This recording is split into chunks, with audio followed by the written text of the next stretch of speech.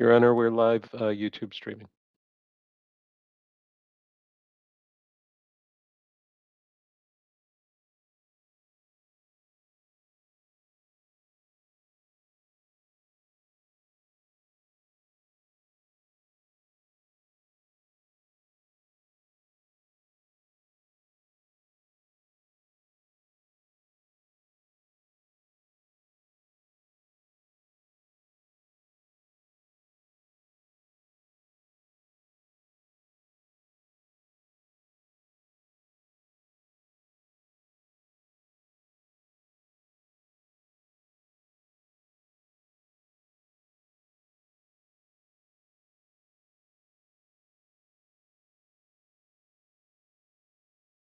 Hi, everyone. Welcome to the public statement hearing for Consolidated Edison electric and gas rate proceedings, case 22E0064 and 22G0065.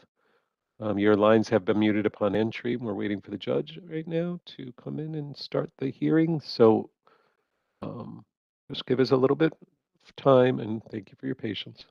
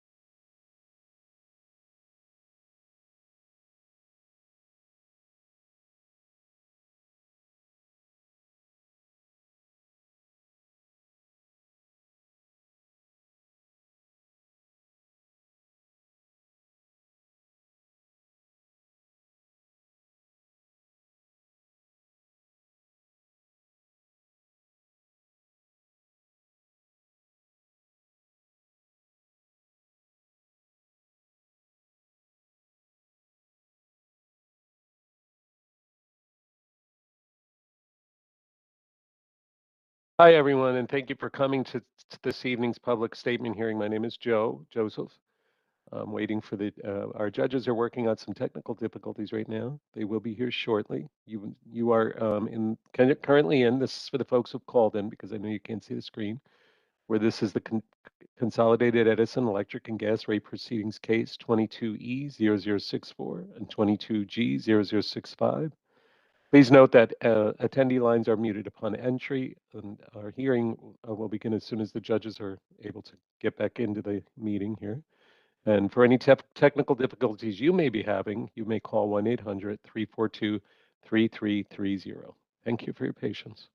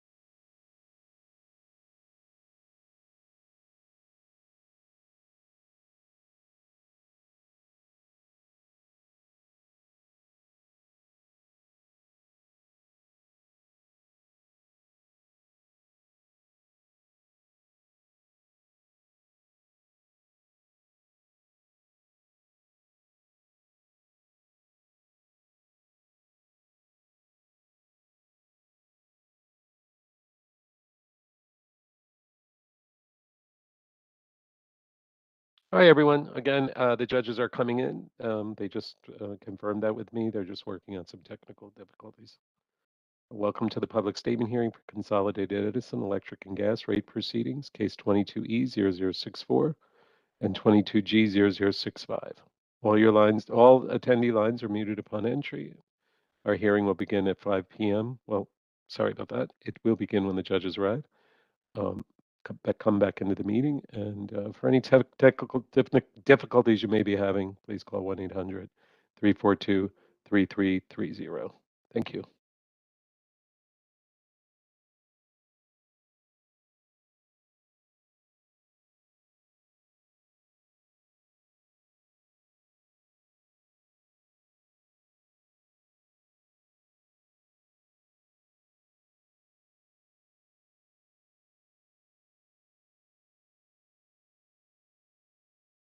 Welcome, Your Honor. Honors. Hi, Judge Marino and Costello are here. Thank you.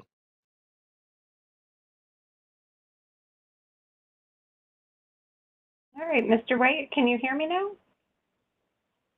It's loud and clear, Your Honor. Thank you. Wonderful.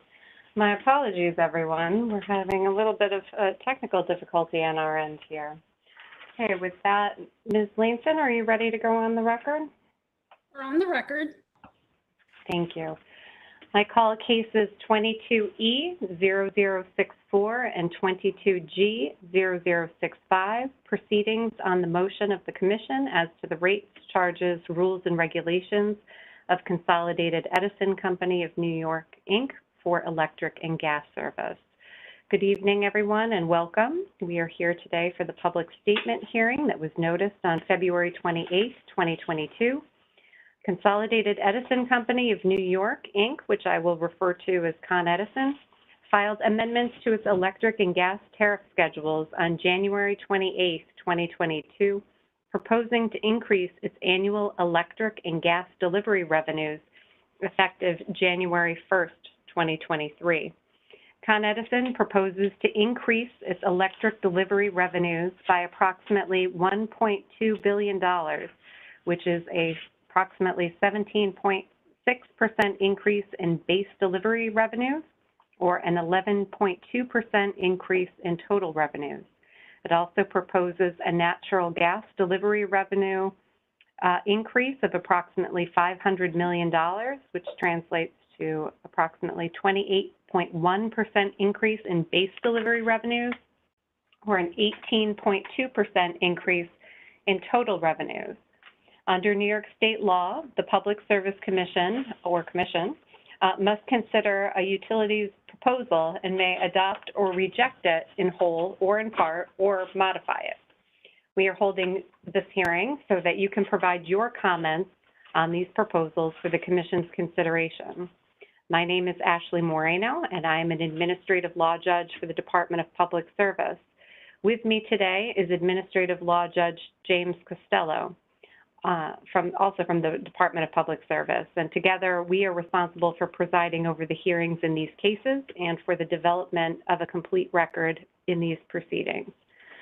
The Public Service Commission will decide what Con Edison's terms and conditions of service will be. The Public Service Commission has 7 members, the chairperson, Rory Christian, and 6 commissioners. They are Diane Berman, James Alisi, Tracy Edwards, John Howard, David Valesky, and John Maggiore. And we are fortunate this evening to have 2 of our commissioners with us, Commissioners Diane Berman and John Maggiore. And Commissioner Berman, would you like to address the participants? Thank you so much. I hope you can hear me. I am also having some technical difficulties. My role here tonight is really as a listener. I thank everyone who will be participating, sharing their comments, and I plan to participate as a listener, and I thank you again. Thank you so much. Thank you. And Commissioner Maggiore, did you want to address the participants?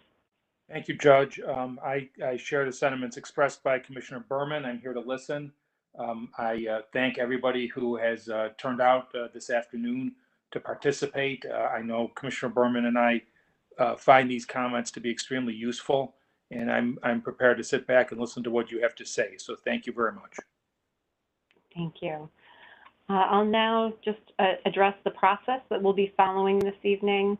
As stated, the purpose of our hearing is to provide you with an opportunity to tell the Commission your thoughts on Con Edison's rate proposal.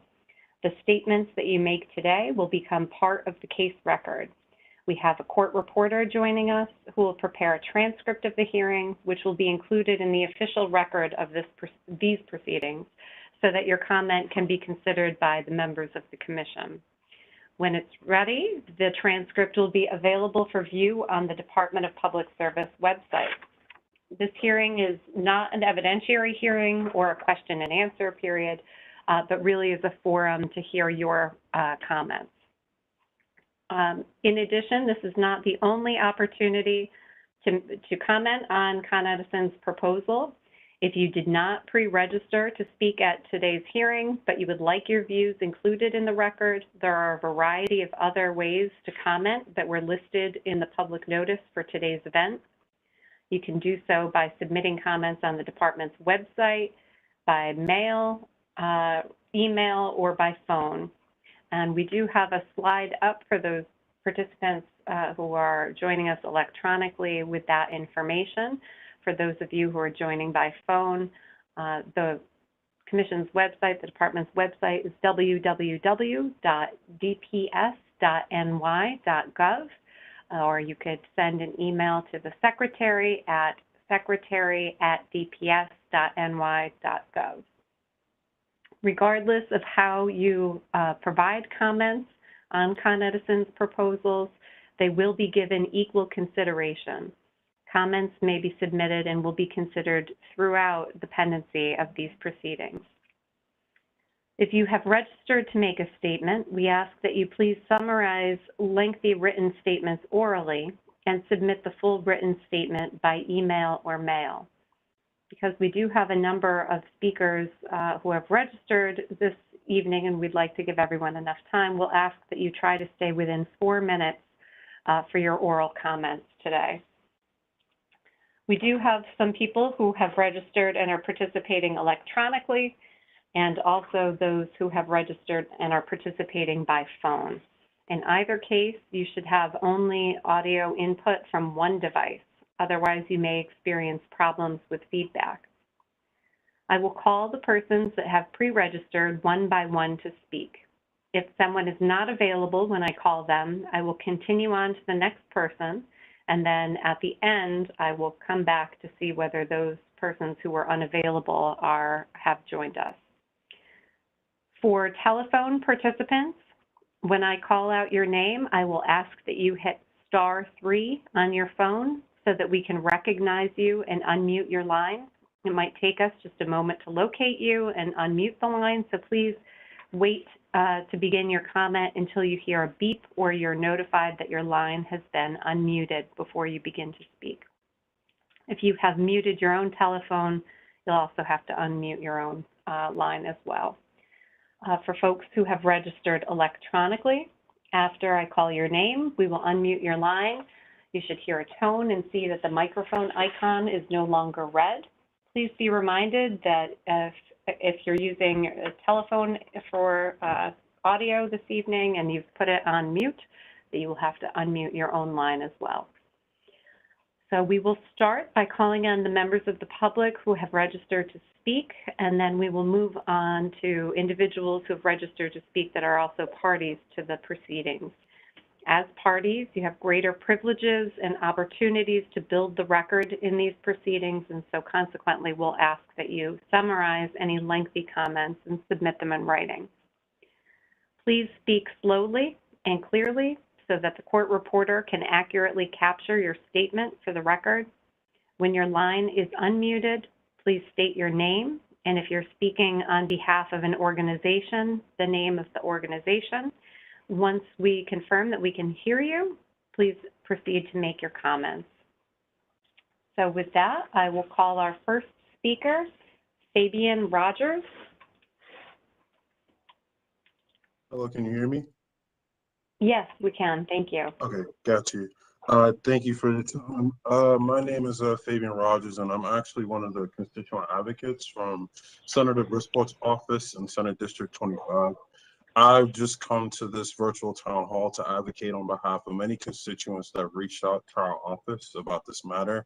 I'm here to highlight the obvious discrepancy in proposed rates issued by the corporate utility monopoly Con Edison that comes at the expense of everyday people's finances. Con Ed is proposing necessary electrification and resilience projects that we support, but the company and shareholders should pay for them. Within an ongoing housing crisis, pandemic, and financial crisis, New York households cannot afford a rate hike. Over 400,000 Con Ed customers are struggling with utility debt and over 60 days behind in their payments.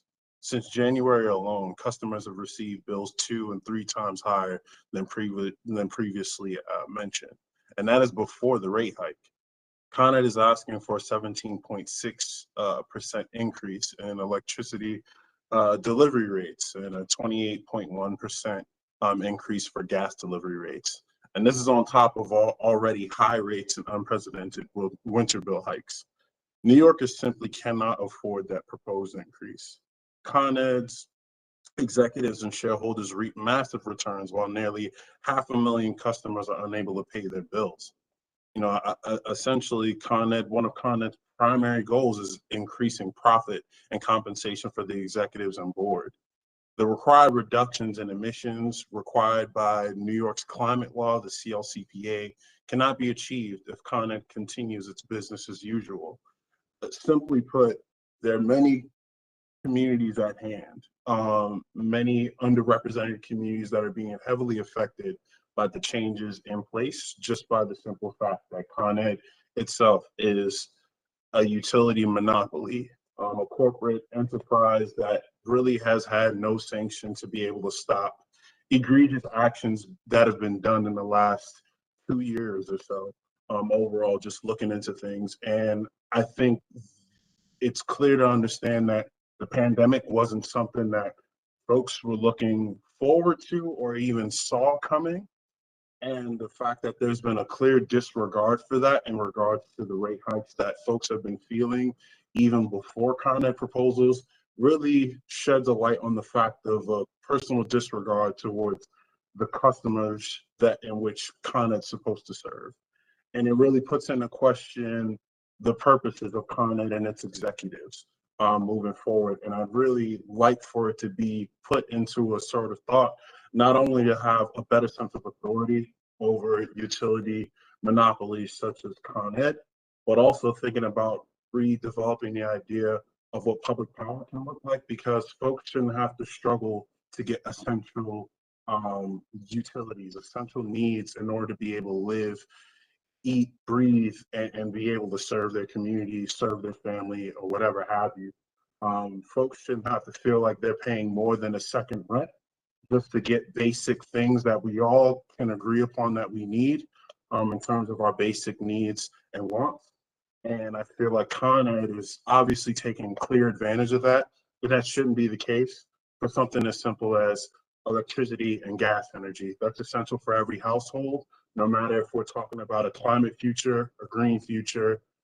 Where we're headed is obviously, it feels counterproductive in regards to what Con Ed has been currently doing. And so I'd really like to see a change. I'd really like to see action be done. And I'm simply here speaking on behalf of many constituents within our district. Thank you. Thank you very much. Our next speaker is Mary Jane Shinsky. Okay, thank you very much. Can you all hear me?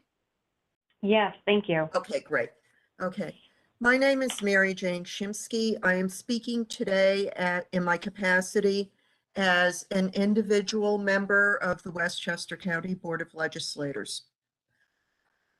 This proposed rate hike would, as the prior speaker said, come in on the heels of what have been rather enormous price increases for most of our customers. And these were price increases that, while Con Edison had prior knowledge that the prices of natural gas and so on were going to go up, they never adequately communicated those issues to their customer base. The customer base was already experiencing increases in distribution charges for various reasons, plus increases in electrical usage because of the unusually cold winter. When you add what was in some cases a doubling or more of the cost of the energy itself that Con Ed was distributing, there are way too many people who simply cannot afford to pay more. Many of those are senior citizens and others on fixed incomes who do not have other resources to draw on. I do agree that Con Ed does need to do more in regard to remediating its infrastructure to make it more resilient in the face of increased storms as a result of climate change. They also need to increase the number of their line crews on staff. Of course, the Public Service Commission has already required certain increases in that staffing. And in addition, it turns out that when our customers tried to call, the lack of adequate customer service staffing that people experienced when they panicked about the sudden large increases in their electric bills is yet one other thing that Con Ed has to take care of. But what I will tell you is this: in light of the profits that Con Ed is experiencing, we have to find another way to make sure the infrastructure is resilient and make sure that people are being taken care of by personnel, both in terms of the direct maintenance of the power distribution as well as customer service. That money cannot be drawn from a stone. We do need to find a way to fund these, but we cannot do it on the backs of our consumers anymore. Too many of them are already in a position where paying for electricity is proving to be unsustainable. Thank you very much. Thank you. Our next speaker is Ishak Blazenstein. And if you, oh, I see you've joined us electronically now.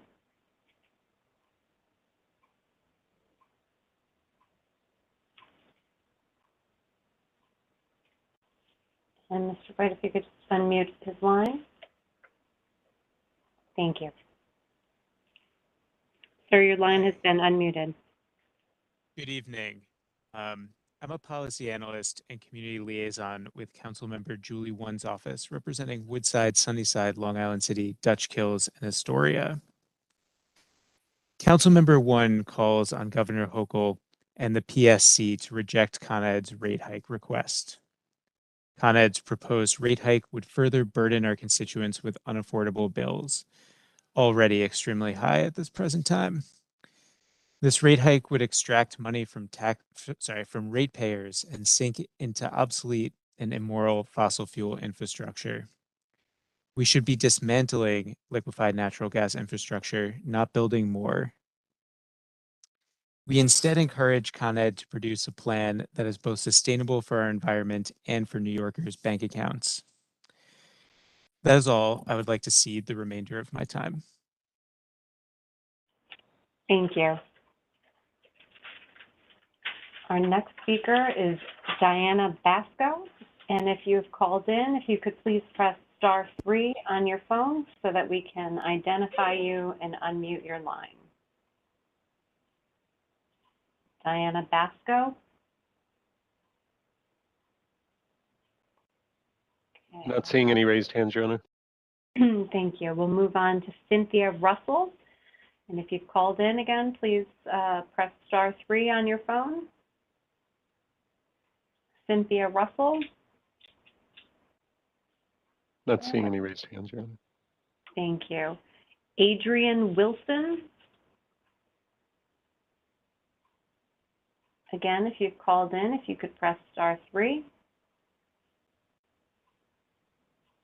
Okay, we'll move on to Crystal Butler. And again, if you've called in, if you could press *3. Oh, I see we have a raised hand. Your line has been unmuted. Good afternoon. Can you hear me? Yes, we can. Could you just please state your name and then commence with your statement, please? Yes, my name is Crystal Butler, and I live in the Morris Heights section of the Bronx, and I'm calling on behalf of my mom, which she's 73. Her name is Della Hawkins. And before COVID, she received a bill of $14,000.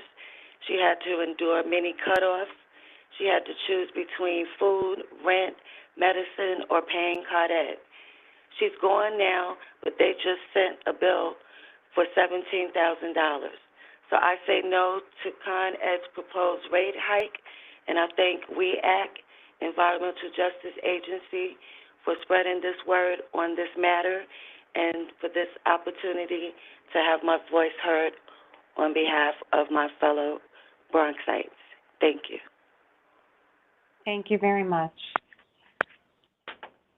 And I will also just take a moment to also mention that to the extent that any member of the public does have a question about a specific bill, we do have information available on the Department of Public Service website for that. And we've also just put up a screen for folks who are participating electronically. And I'll just pause before our next speaker to also say that for folks on the phone that the Department of Public Service does have a helpline for complaints and inquiries. So to the extent that any member of the public does have an issue with a particular situation, feel free to call the Department of Public Service as well. And the phone number for that is 1-800-342-3377. Thank you very much, Ms. Butler, for your comments. Our next speaker is Alex Cecil. And if you've called in, if you could please press *3 on your phone. Alex Cecil. Not seeing any raised hands, but Could you, Mr. White, please mute the all thing? set, Your Honor. I apologize. I don't see any raised hands right now. Okay, thank you. Thank you. Next speaker is Sarah Noda. And if you've called in, if you could press *3 for us, please.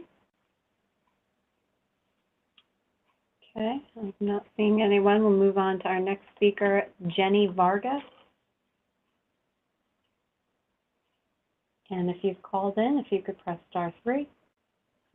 Hello? Yes. Can you hear me? Yes, Hi, we can. this is Jenny Vargas. Thank you. Please go ahead with your statement. Thank you. I live in the Pelham Bay area of the Bronx. I have a 644 square foot apartment. It runs completely on electricity.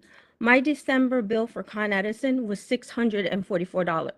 That's $100 a square foot to keep my house warm, my apartment warm. It should be a crime for me to not be able to. I am forced to use Con Edison as a provider, but it should be illegal for me to be able to pay to heat my house to keep myself alive.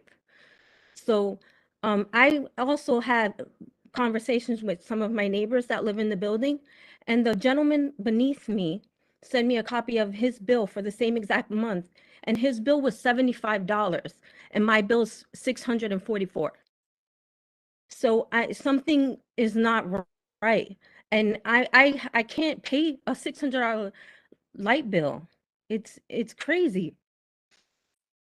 Who can I send these bills to so you can see that I'm not making this stuff up?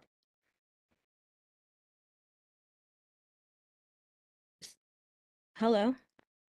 Hi, Hello? I didn't want to cut you off if you Oh, were I'm not sorry. done with your comment, but the phone number that I mentioned earlier, you could certainly I reach took a out. picture. I did a screenshot when you sent it, but I'm like $600. That's $100 a square foot. It's not gas. It's not an apartment that has a radiator or any kind of system like that. I have to use my ACs to heat the house, and that should be illegal. Thank you. Thank you very much. Our next speaker is Christina Peralta. And if you, I believe your line is now unmuted. Can you hear me now? Yes, we can. Thank you. Hi all, my name is Christina and I come in representation of residential consumers here in New York and appreciate you allowing us to voice our opinions on something that is very important to us and affects all our pockets directly.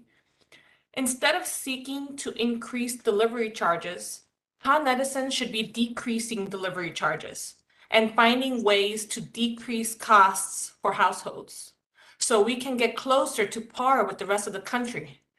It is not right that some of the most recent Con Edison bills have been so high that they are like paying your rent or mortgage twice. And most households cannot afford to pay their rent or mortgage twice. Currently, Con Edison is charging us for both the supply and the delivery separately on the bill. This is a practice that is creating the view that we are being charged twice for our gas and electric usage. We already have no choice in who is delivering our gas and electric. Unlike other vendors where we can say, I cannot afford this product, let me find an alternative solution. There is no alternative solution. We already pay one of the highest electric gas bills in the country. And now the idea that it could become even higher is unfathomed.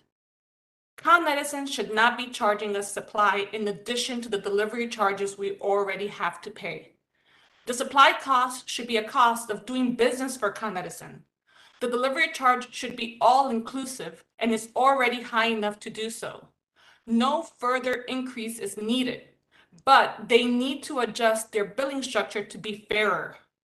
I implore the Public Service Commission here and the judge to do what they are set out to do and actually protect us, the public, who has no alternative but to continue to use a company that is a monopoly. Con Edison is currently strapping their customers that are already having a tough time economically as we all try to recover from this pandemic, which is not over yet, and is not taking into account with this ask how impossible the cost already is for us. They should not be allowed to further increase the cost of an essential service that everyone is entitled to as a basic right. Please vote no for this increased request. And in addition, I implore the Public Service Commission to open a case on how to reassess the billing methods that are currently being used so that we as customers can start paying lower electric and gas bills and be on par with the rest of the country. I thank you for your time. Thank you very much. Our next speaker is Anshul Gupta. Hi, are you able to hear me? Yes, thank you. Okay. Good afternoon. My name is Anshul Gupta. I'm a scientist and a father. I'm here today for two reasons. One is to obviously protest Con Edison's rates, and also because I'm astounded by how little we are doing to avoid the worst impacts of the climate catastrophe that is likely to strike us within the lifetime of our children and grandchildren. So what does that have? What does climate change have to do with Con Edison's rate cause? Actually, a lot, it turns out.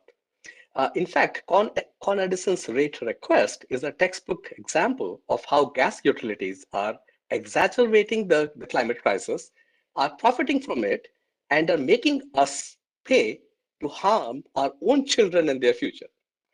So, in their rate request, 161 million of the $500 million of gas delivery increase that Con Edison is asking for in just 2023 is to build new gas infrastructure.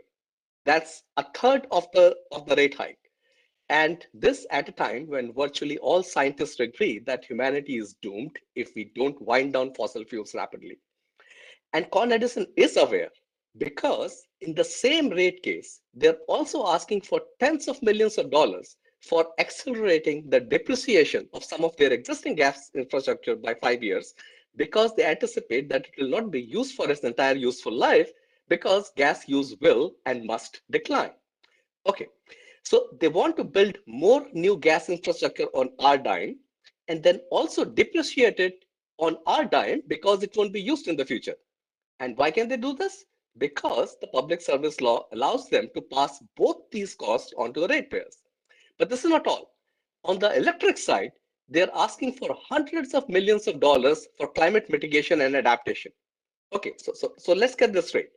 In our electricity bills, they want us to pay to deal with the climate crisis that they are causing from their gas business while laughing all the way to the bank. They're profiting from both causing greenhouse gas emissions, and they're also profiting from supposedly reducing emissions, and are also profiting from making their infrastructure resilient to climate change. So they have three profit streams from climate change. They're profiting from causing it, they're profiting from trying to mitigate it, and they're profiting from trying to adapt to climate change.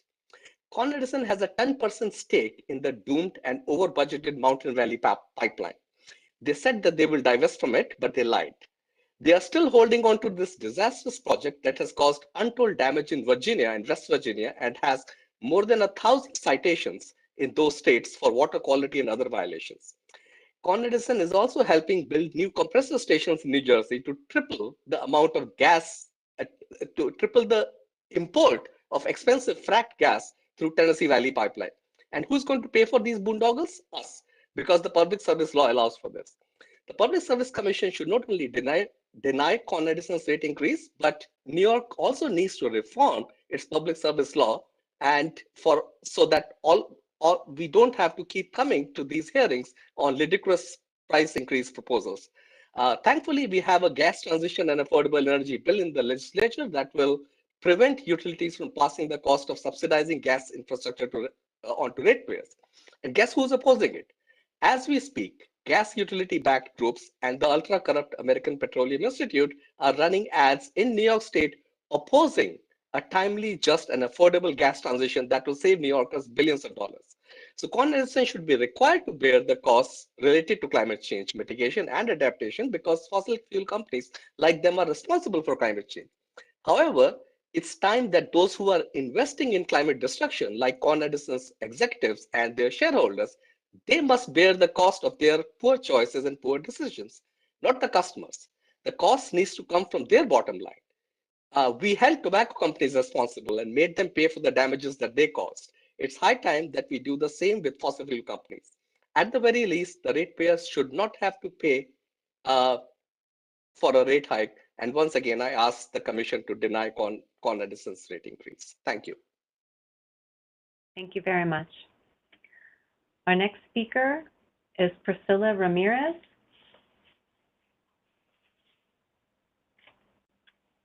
And if you have called in, if you could please press *3 on your phone.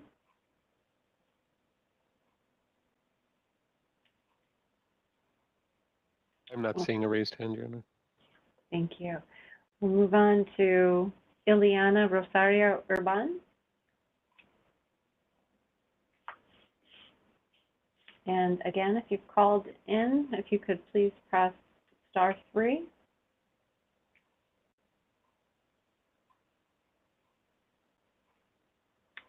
Okay.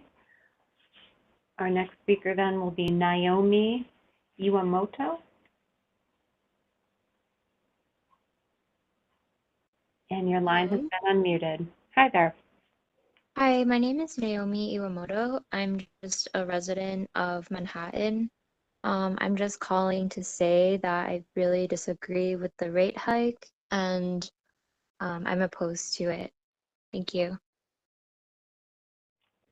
Thank you very much. Our next speaker will be Catherine Clark. And if you've called in, if you could press *3 on your phone, please.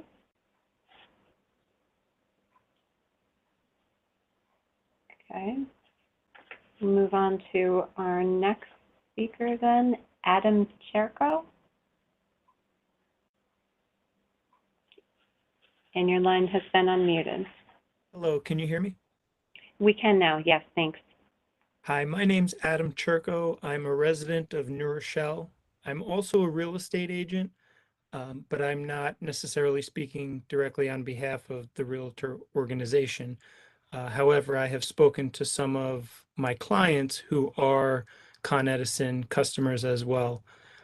I'm here to oppose a rate hike, and predominantly for the reason that we are forced to use Con Edison for our electricity and gas needs.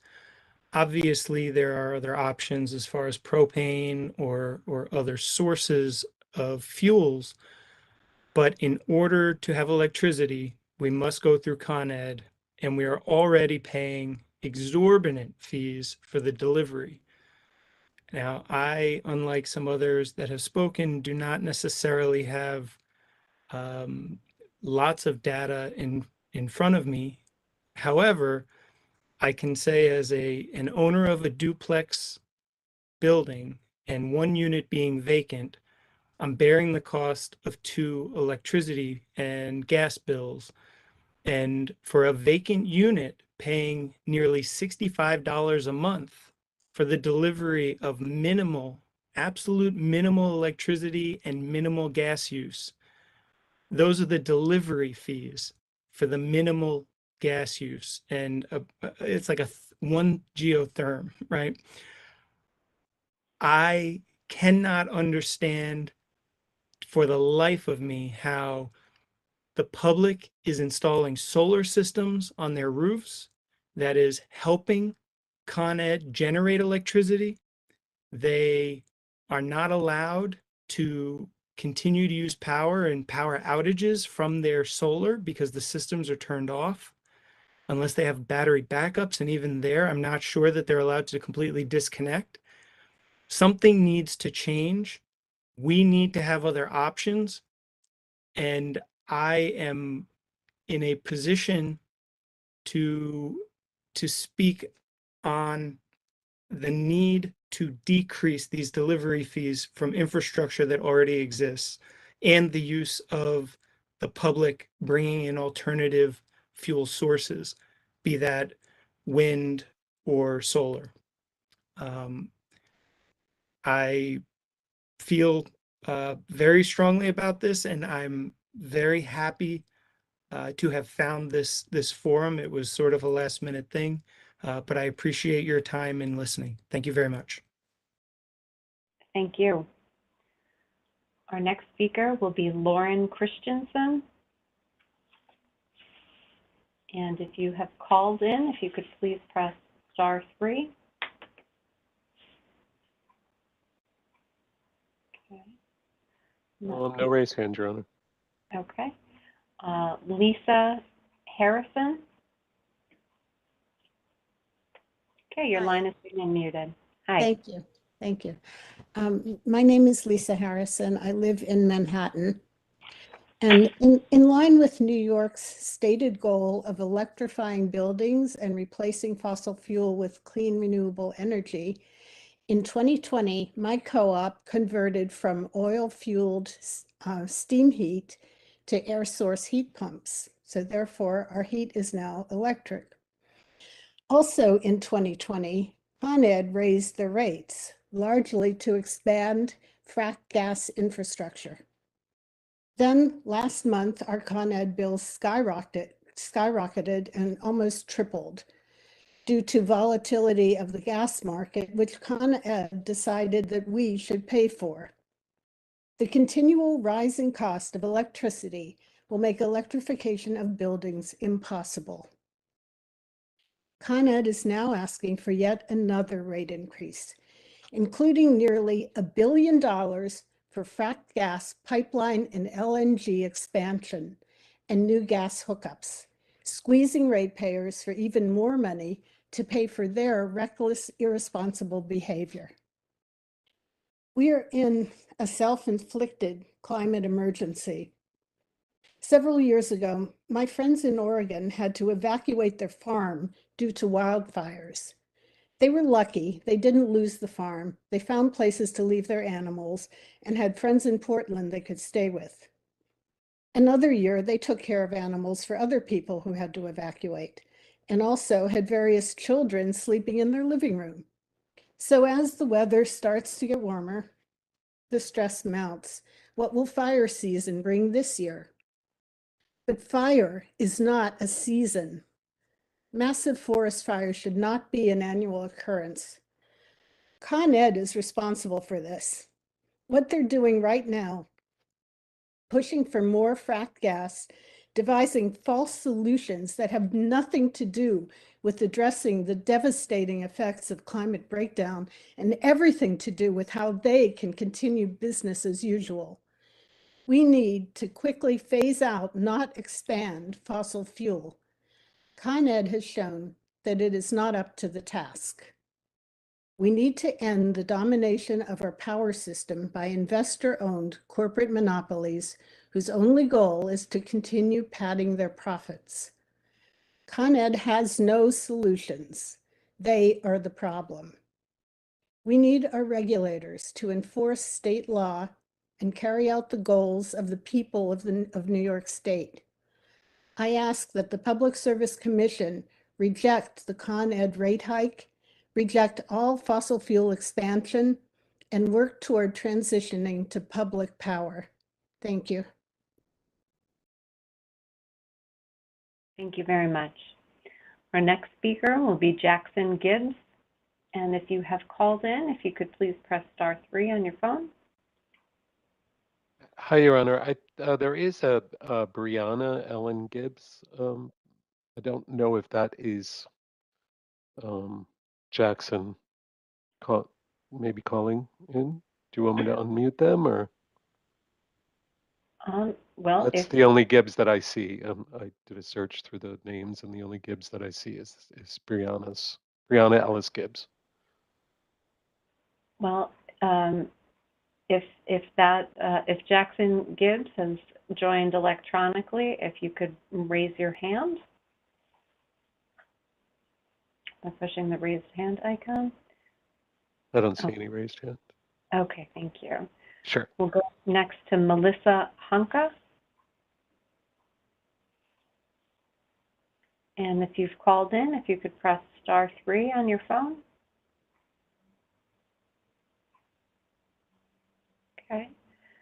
Carolina Batista. And if you've called in, press *3 on your phone.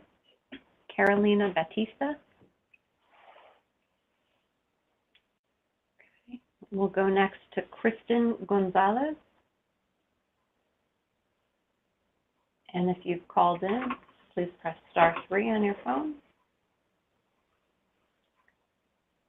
Okay, we'll go next then to Johanna Grease. And again, if you've called in, if you could please press *3 on your phone.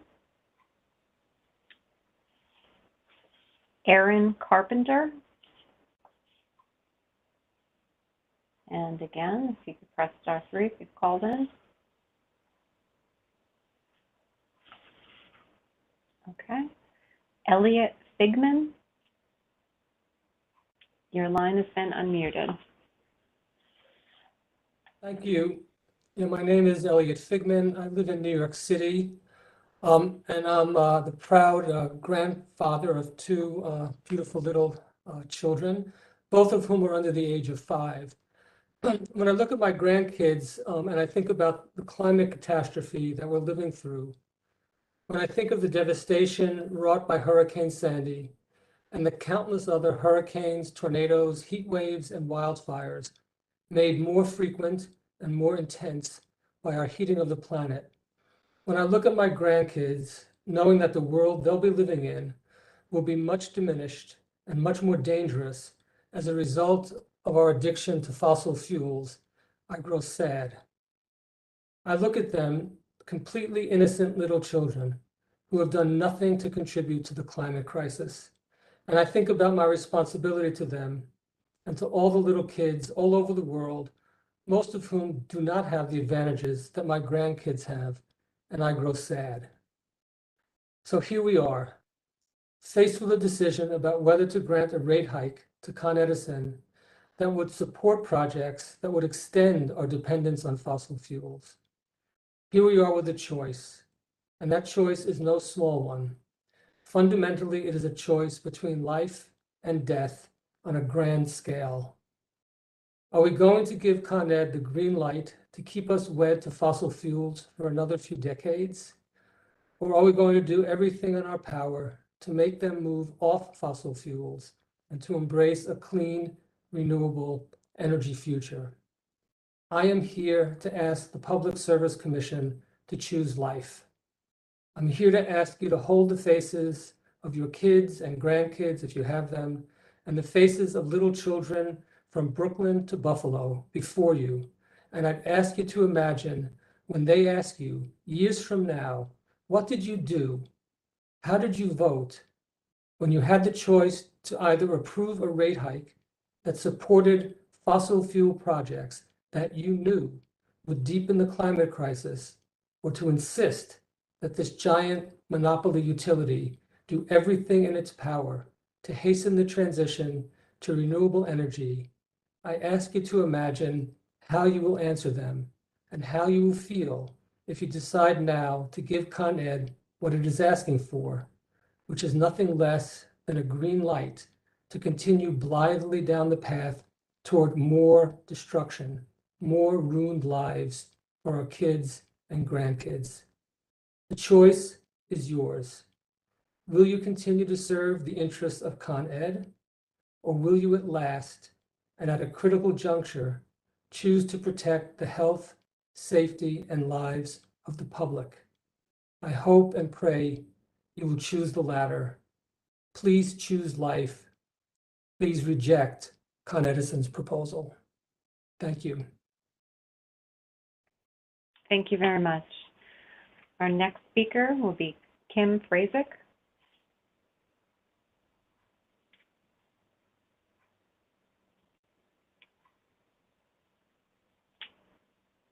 And your line has been unmuted. Thank you. Hi, my name is Kim Frazek. I'm the director of Sane Energy Project, an advocacy group, nonprofit organization based in New York City. We work with allies across the entire state in coalition to retire fracked gas infrastructure and move to a publicly owned renewable energy economy that prioritizes community health and equity and global climate sustainability. We represent about 16,000 members across the state. I also grew up in Pennsylvania, where the water reservoir I grew up on is poisoned by fracking infrastructure. And my mom is now having to organize against fracking instead of enjoying her retirement. Fracking is destroying communities across this nation, and New York should not be using and burning or transporting any fracked gas from our neighbors suffering in PA, where the government is deeply embedded in the fracking industry, especially since we banned fracking in New York. Now it's being framed at the beginning of these hearings that costs are going up for delivery of gas, but in fact, it is for Con Edison to build out and expand unnecessary fracked gas infrastructure and then charge us a rate of return on it. And I also want to point out that the format of these online hearings, considering this is the only mechanism where we have to interact and fight these fossil fuel projects because they're not interstate pipelines, the Public Service Commission has a huge responsibility here. The fact that we can't see any of you or any of our neighbors and peers is a detriment to democracy and goes against having public hearings. Like, public hearings are not just for the state to record us, but for a place for our community to come together in the Agora, and the only space we really have to be in touch with you. I'm asking again, in this age of Zoom, Google Meet, where everyone is using video meetings, even my little niece for school, please figure this out and ask us for help and input on how to make these hearings more democratic. We want to clearly be a part of our system of governance, or we wouldn't all be showing up here to provide input.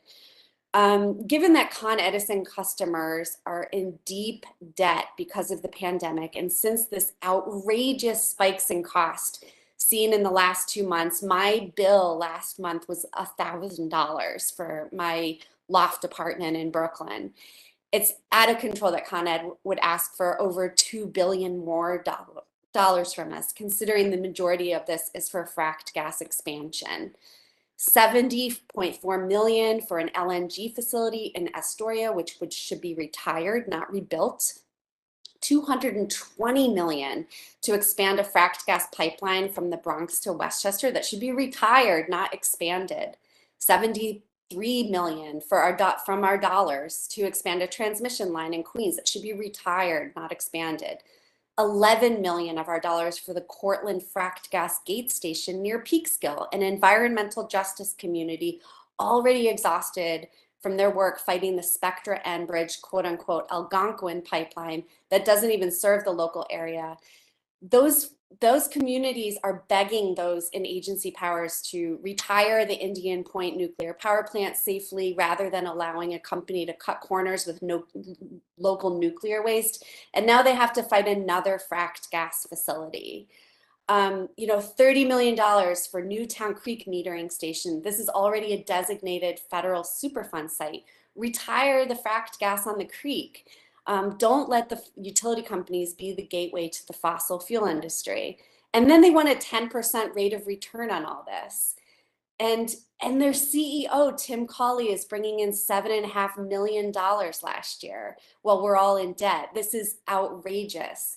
We ask you, the Public Service Commission, this is your responsibility, and your staff at the DPS. We can't have a repeat of what's happening with what happened with the National Grid rate case. They're breaking our climate law and profiting from it. And y'all didn't even look into the greenhouse gas emissions, the need for these projects. These are things that we expect of you as the regulators of these corporations that are monopolies. They're raking in record profits while we all suffer in debt and disease and fear of climate change. This is a real opportunity for you to be great in your life. And that means not always following business as usual and maybe breaking protocol. Thank you so much. Thank you. That concludes the list I have of our pre-registered speakers. I'm going to go through now and call those folks who were not available when I called on them earlier. If you have called in, I'll just ask you to press *3 on your phone so that we can identify you. After I get through the list of pre-registered speakers, I will open it up to other members of the public who are on the line and interested in making a statement this afternoon, or this evening rather. So I'll start by calling Diana Basco. Okay. Cynthia Russell. Adrian Wilson. Alex Cecil.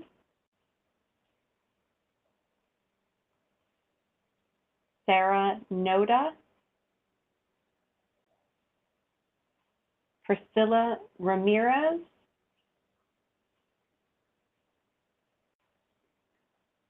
Ileana Rosario Urban.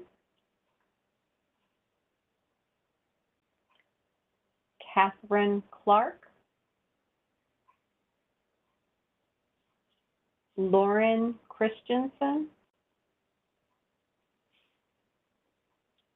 Jackson Gibbs.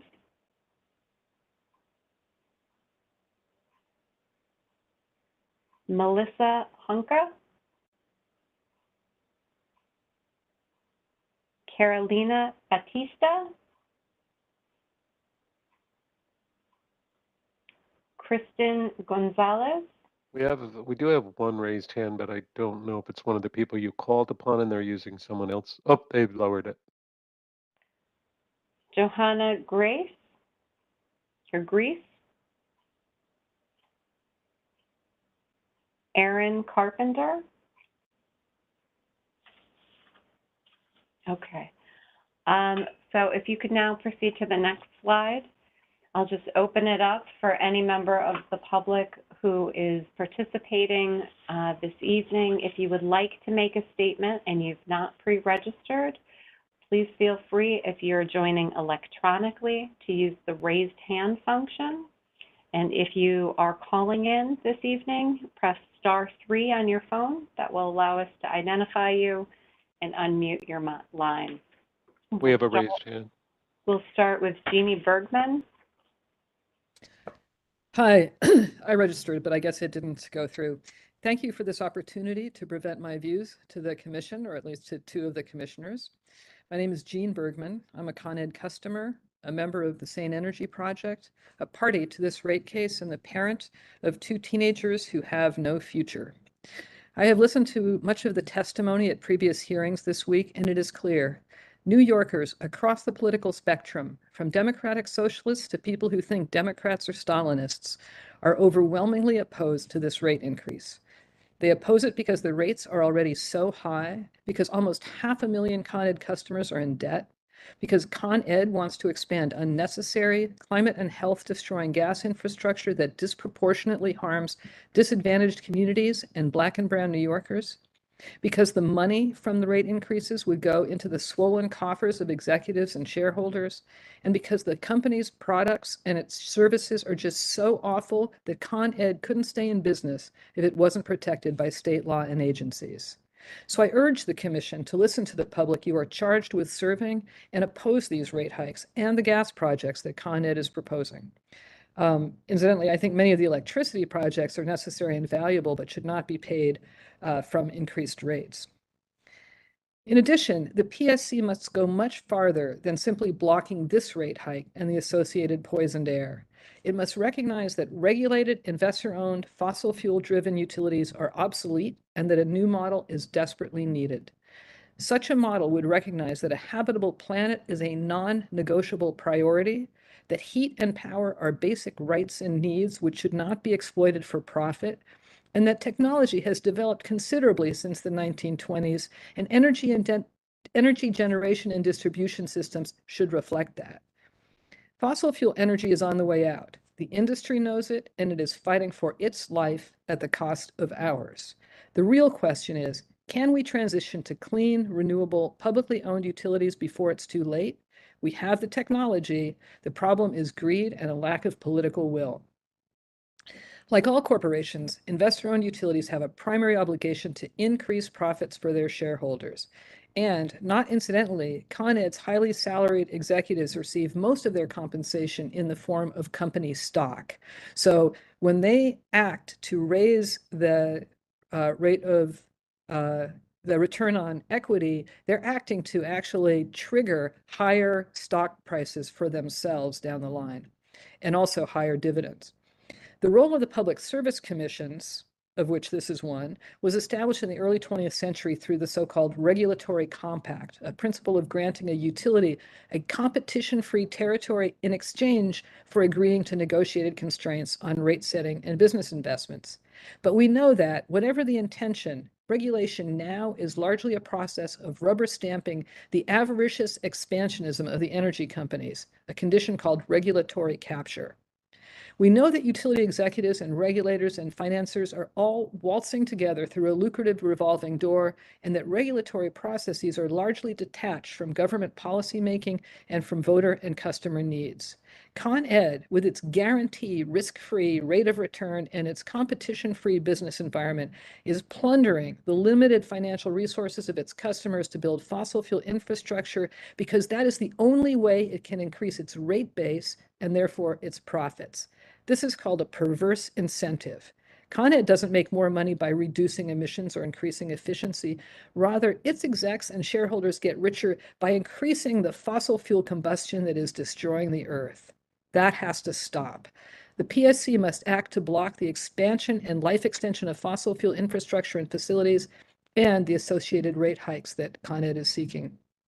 More fundamentally, the PSC must lead on a fundamental transition from the regulated utility system of the 1920s to an energy system appropriate to the 2020s. It cannot just continue to conduct business as usual.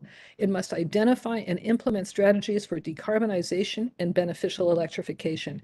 It must work with government agencies, elected officials, labor, and advocates to put an absolute halt to the construction, expansion, and life extension of gas and oil infrastructure and facilities. It must require that failing and leak-prone gas systems be replaced with electric systems, not with extended life gas systems. It must support the development of clean renewable energy and the use of electric heat pumps at every scale. It must encourage and incentivize distributed energy resources, DER, and storage as powerful alternatives to a centralized grid and as keys to storm resilience. The climate crisis is here now. It's global and it's local. The fires and suburb fires and floods and droughts and the climate refugees, already in the millions, cannot be ignored. So many of us live with terrible climate dread. Thinking about our children's futures has become unbearable. But few of us can do much about it. You, the members of the Public Service Commission, can and you must. Thank you. Thank you very much. Our next speaker will be Tara Watkins. Hi, can you hear me? Yes, we can. Thank you. Hi, thanks for having me speak. My name is Tara Ann Watkins. I'm a homeowner in the Wakefield section of the Bronx. I have a two-family home. In January, my ground floor apartment where my brother and his children live, it was $1,300 or approximately $600 more than what my HELOC was for the month. When I initially signed up for this meeting, I wanted to come here and, let you guys know that I can't even afford to live in the Bronx. That my electric bill, it's literally worth more than my home. But upon listening to the other speakers, it sounds to me like Con Edison is asking that I pay 30% more to pretty much kill myself. They are charging me more money so that they can make a profit on building new infrastructures that they know are going to screw us all, like literally set the world on fire. And they're doing it to the tune of $132,000 per person on average. So essentially it's about 60 grand more than I'm making now. They're asking me for 28% more when they make almost twice what I make. Where am I supposed to get that money? Why would I do something like this? How are we even having this discussion? How did this get that far? How did they have the gall to propose these kind of hikes when most of us were out of work for 2 whole years? How can we sit here and have this discourse and even entertain any of this? It's beyond egregious. It is ridiculous. And when I called to ask them to break down my bill, incidentally, they told me that they didn't control the market. The girl said, we can't control the market.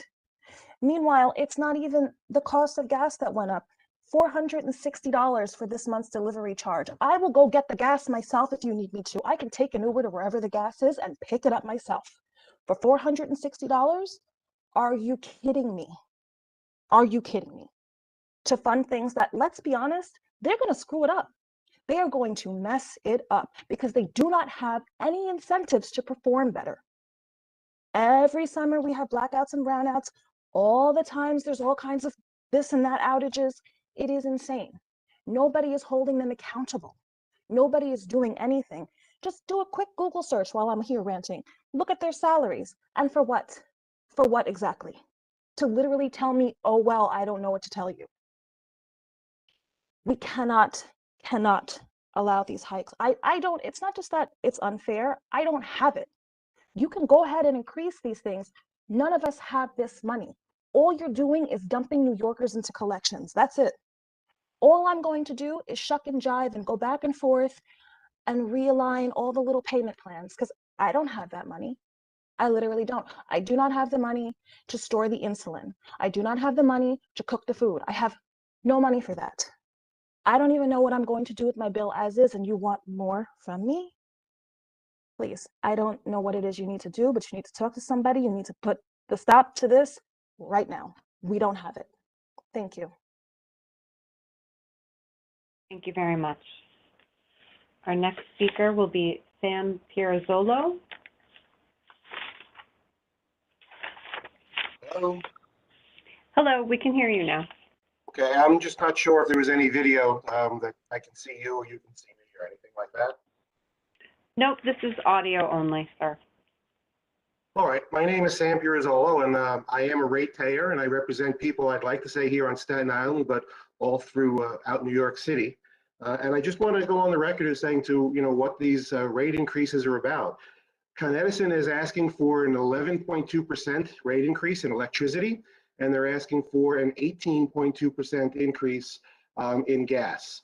And as it's already been stated, these increases have nothing to do with the cost of energy right now.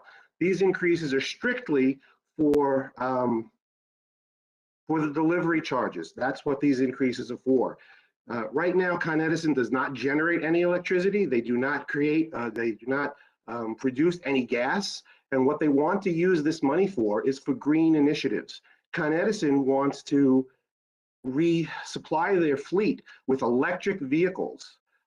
They already have vehicles. Con Edison wants to put high efficiency heaters in their buildings, while their service people like myself and other New Yorkers have to turn down their low efficiency heaters in their homes because they're struggling to pay their bills. Con Edison wants to reestablish their fleet with electric vehicles, while their people who live in New York City cannot even afford to buy an electric vehicle.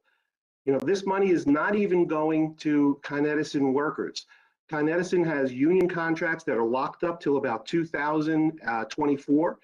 So this money is strictly going into those green initiatives at a time when it's the most painful to everyone in New York City. And I want everyone to realize that not one of these commissioners listening to you is really going to take action to pace, in my opinion, based upon what we're saying. They're being controlled. They're being controlled by Governor Hochul. That's really where the power is. Okay, and this is something that has got to stop. In addition, I just want people to know that it is the Democratic legislature in Albany that is going to control what happens here. So it's a very big thing. Con Edison is controlled by the New York State Legislature. The Public Service Commission is controlled by the New York State Legislature. And I would like to see the Public Service Commission hauled into hearings in Albany to explain why they're reaching into everybody's pocket at a time when it is the most difficult for us to pay. And this rate increase, as I said before, has nothing to do with the soaring costs of energy. Not only are we going to pay these rate increases, we're also going to be paying additional increases because of the soaring costs of energy. I wanted to go on the record that you're doing this, you know about this. I don't want to hear later that you didn't know the harm that you're going to be charging New Yorkers, because pretty much everyone here is telling you. I am telling you. There needs to be an investigation into the Public Service Commission as to why they're being allowed to pick our pockets when, again, these rate increases have nothing to do with the soaring cost of energy. Again, my name is Sam Pirozzolo. I'm from Staten Island, and I would like to say that I represent ratepayers all across New York City, all across Staten Island, and anywhere in the Con Edison delivery system. Thank you for my opportunity to give you this testimony. I do appreciate it. I'm finished. Thank you very much.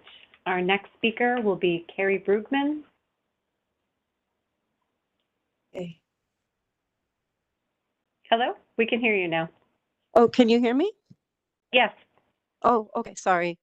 Hello, everybody. I'd like to just say thank you to all the people who I heard speak tonight. So eloquent, so right on point with everything you're saying. I don't have something prepared, but I can just speak from the heart on this one. I recently bought with my husband. I'm a first-time home buyer. I live in the Bronx. I have a two-family. We both work for the city hospitals. And our bills have been so high, incredibly high. Last month was a good month, and my bill was $679. My service charge for my gas was $103. But to deliver that gas was $405. I know it's a little bit off topic, but I can tell you from working in an emergency room in New York City through the pandemic, people are suffering, like suffering. People don't have money. There are people literally like on the streets. There are people suffering to levels that you have no idea. I see it every day. To ask somebody, last year, Many of us lost our loved ones. I lost my mother while I was caring for her from COVID. When I lost her, I got COVID from her. I was out of work.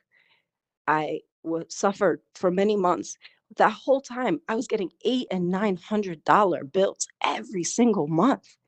I'm on a payment plan, and I'm a person who worked through the pandemic because I work in healthcare. I worked through healthcare, and I'm on a payment plan. I owe Con Ed almost $2,000 right now. Plus, I'm paying nearly $700, $800 a month through this winter. I have little kids. I'm a mother-in-law, elderly in my house. How can I take care of these people? I know that a lot of the people maybe on this commission, definitely the people who work for Con Ed, not the working people, but you know, the executives, they have a buffer of money. Like they don't have to worry about some of the things that we have to worry about. But I can tell you from my own eyes that when tragedy strikes you, when it knocks on your door, when you are caught up in situations that most New Yorkers have been caught up in for the last 2 years, when that comes knocking on your door, it doesn't matter how much money you have in your pocket. And when I listen to the rest of these people talk about climate change and what's coming our way, I can guarantee you, no matter how much money you have in your pocket or who you're aligned with, a hurricane does not ask your name and your bank account number.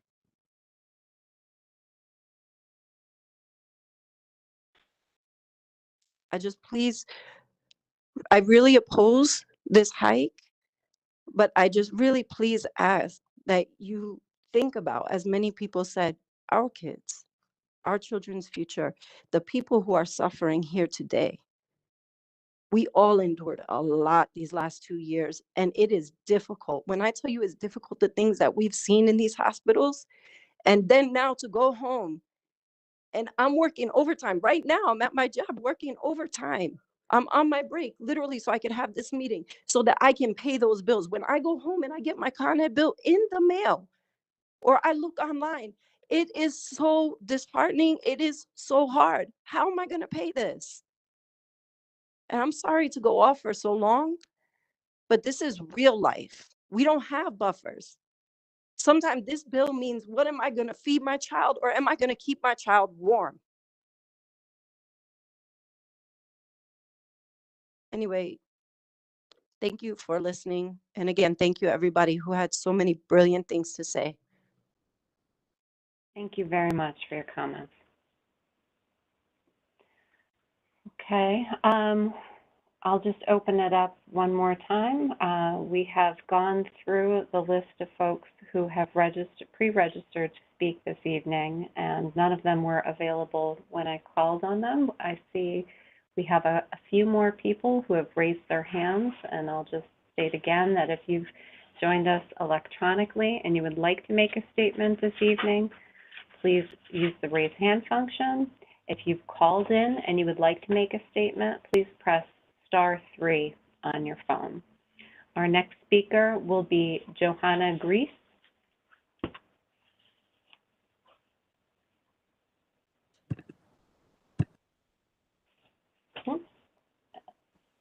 You should be unmuted now. Let me try now. Am I? Yeah, now we can hear you. Nope. Your Honor, Johanna is muting herself. I'm unmuting sorry. her. Oh, that's okay. Thank you. Can you hear me now? Yes, thank you. I'm so sorry. And thank you for allowing me to come back. I really also want to just thank everybody for sharing their stories. And I'm so, so sorry for the last person who lost their parent. I understand wanting to do green initiatives. From what I had heard, though, the increases were because of overdependence on fossil fuels. It's just, for me, from my point of view, I got a larger bill this month. I mean, granted, I know it wasn't something crazy high, but I was kind of racking my brain trying to figure out, because winter is the time when it's usually a lower bill. We're all struggling. I have my internet service constantly trying to raise their rates, and Con Ed in the past was kind of reasonable, and now it just seems like now they want to raise our rates again. I appreciate you giving us the chance to speak, but it's really frustrating that they're even allowed to have this idea of charging us even more. I do want to mention, to add insult to injury, it's very frustrating that every time they send us a bill, they ask us to donate. And it's like, well, maybe their CEOs should donate from their own salary.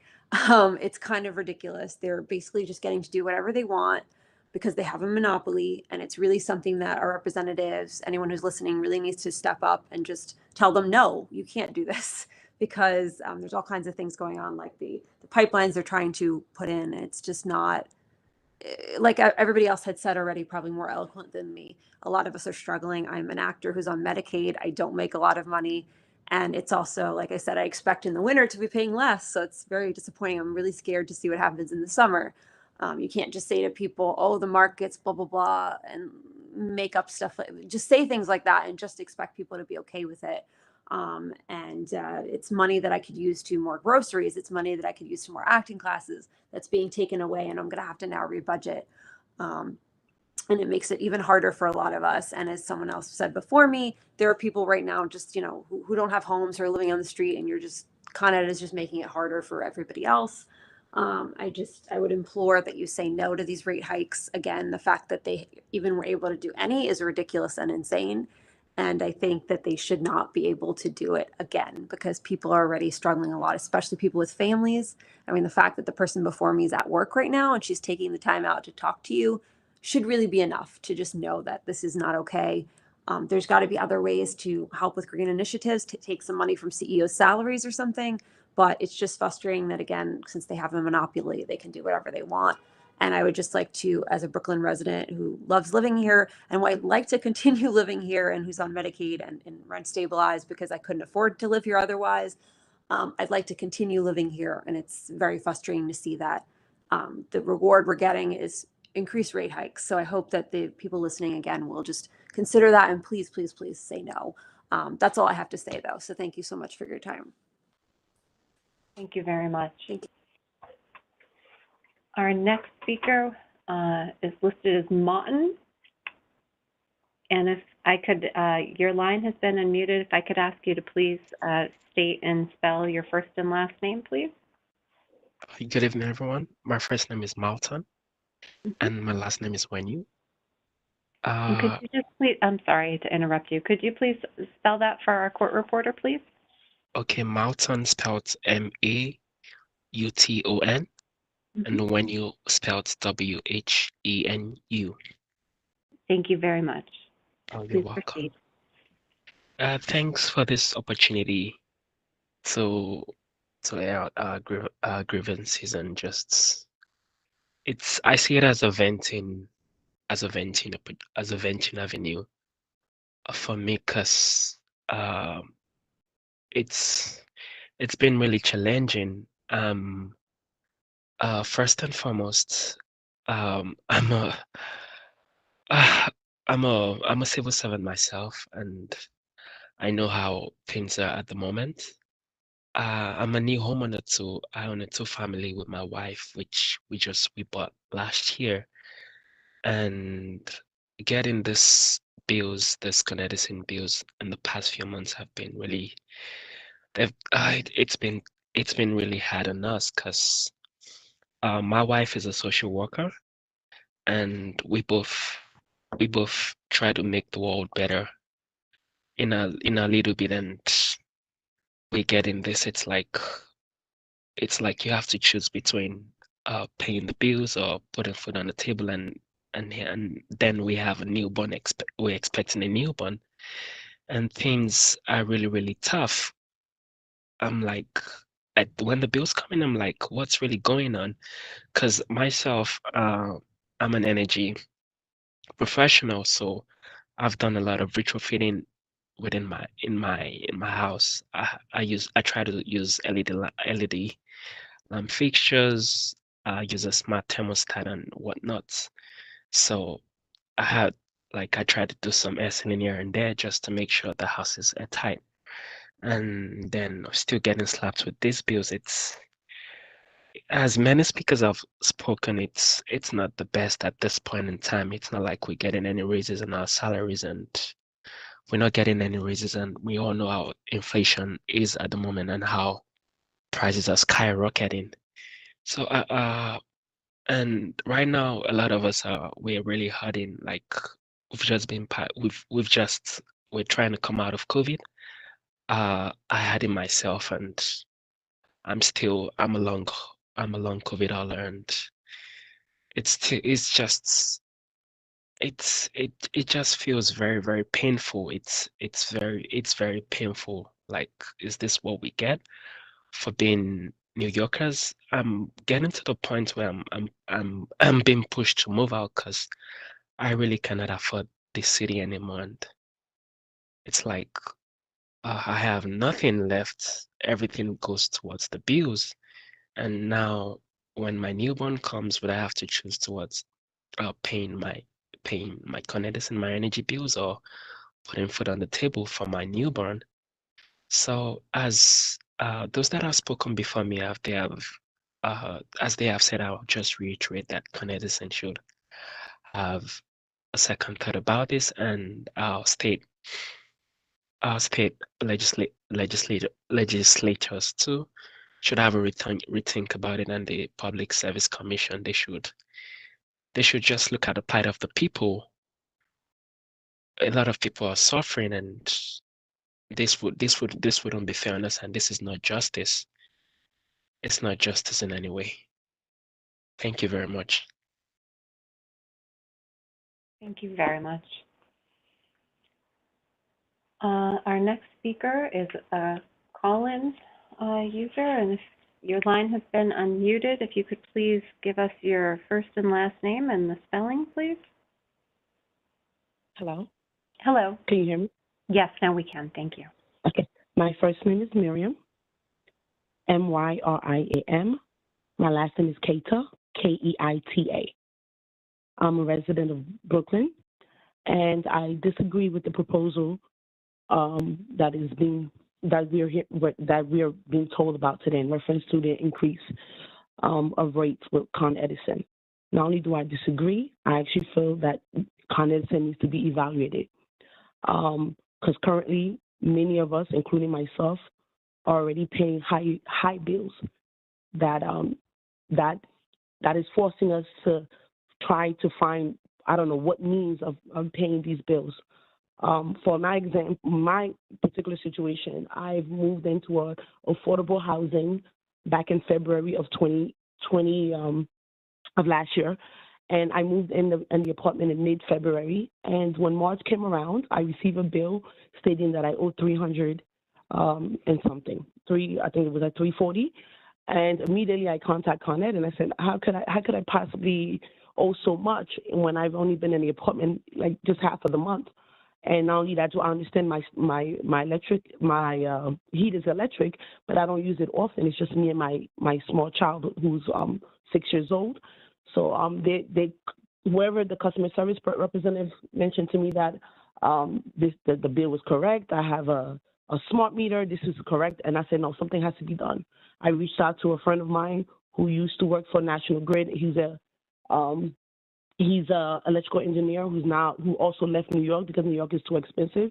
And I told him all the issues that I've been having. He said something is not right. You have to call the Public Service Commissioner, which I did.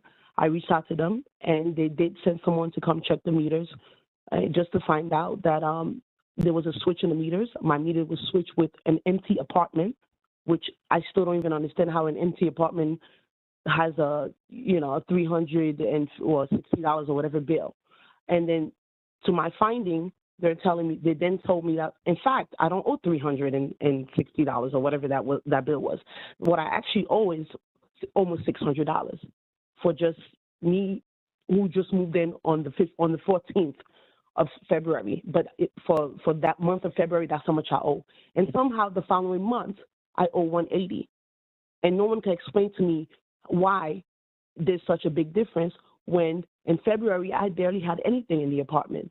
When in March I had so many, I had all my equipment, I was there for a full month and so on. To this day, there's still the additional funds that they expected me to pay that was on hold. I had a case open with the Public Service Commissioner. They originally put me in contact with someone, a liaison, who pretty much did not do anything.